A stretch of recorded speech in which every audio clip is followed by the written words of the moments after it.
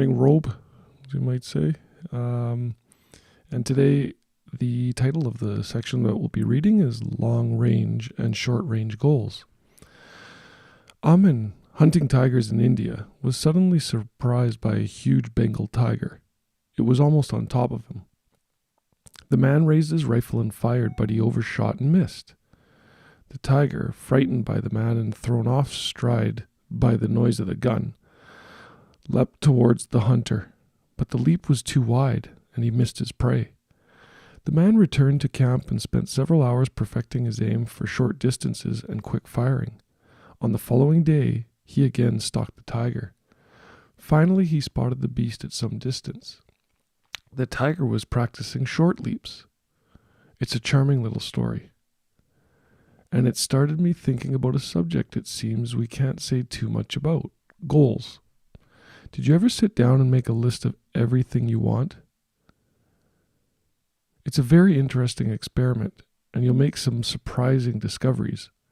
You might find that you have already managed to get most of the things you have wanted seriously, or if you don't have most of or all of them, chances are you're now in the process of getting them. If your list contains some items you want very much but don't have, you might ask yourself why you failed to get them. Chances are that you haven't tried very hard, or perhaps you felt for one reason or another that these things are completely beyond your ability to achieve. But on second look, they might make very worthwhile goals. At any rate, it's a good idea to have two lists of things you want.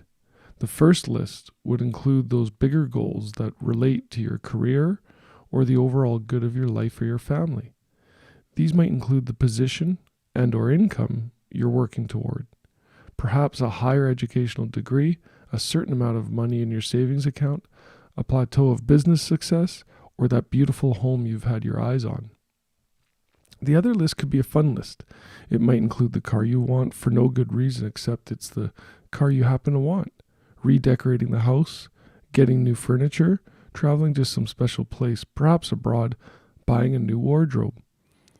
This is a list of things you want just because you want them.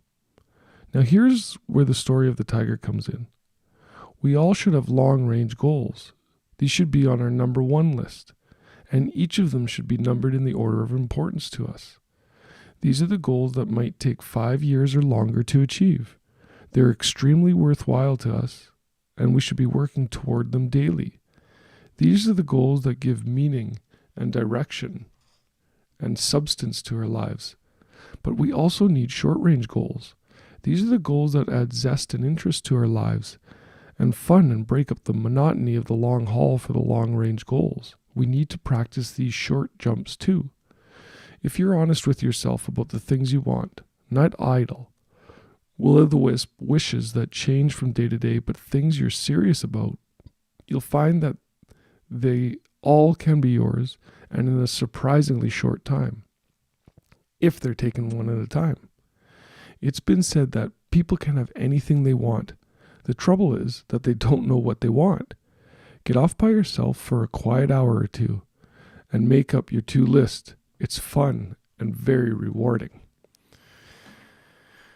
So in this passage, it's great because it does talk about the number one thing that we constantly share with our clients, with people that are looking to improve their lives in all areas, is that you got to have that goal.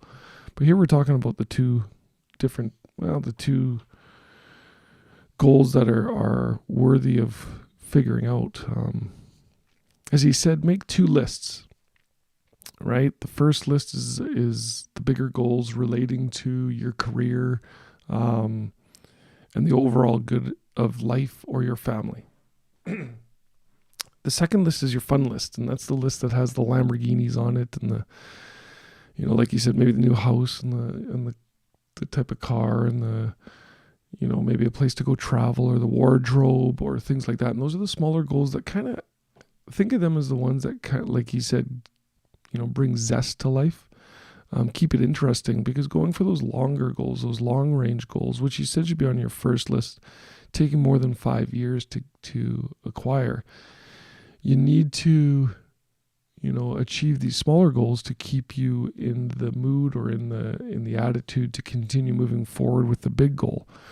It's that dopamine dump in the brain that allows you to continue along your way. And remember, success is that progression, towards a worthy ideal, that constantly moving forward. And it's these small goals that'll give you that dopamine dump in the brain, and it'll continue walking you through to your bigger goals. And before you know it, you'll actually realize those big goals, the ones that mean a lot to you, that give you purpose in life and things like that. So again, another passage from Earl Nightingale that talks about goals. Goals is that biggest step. It's the one thing that a lot of people, find difficult.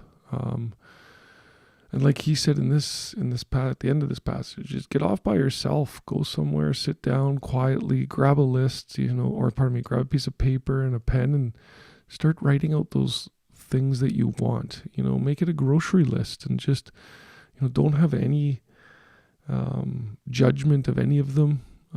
Just go ahead and write everything down, and then from those you can select the goal that you want to go after, that you want to concentrate on. Your long list, your long range goals, those are the ones that you want to number. You want to go from 1 to 5, both, most important to least, and just continue striving towards them. But again, as we said in the earlier stages, that the desire has to be great. It has to be huge. And when we talk about big and great, it's about how it makes you feel inside. So it's really got to make your blood boil. So another good little passage here from Earl. Thanks for joining me here this early hour. And please, comment in the comment section here. Let us know when you show up and say hi, and we'll be here tomorrow for the same thing. All right, everyone, have an awesome day. This is Dr. Kirchhoff. Bye.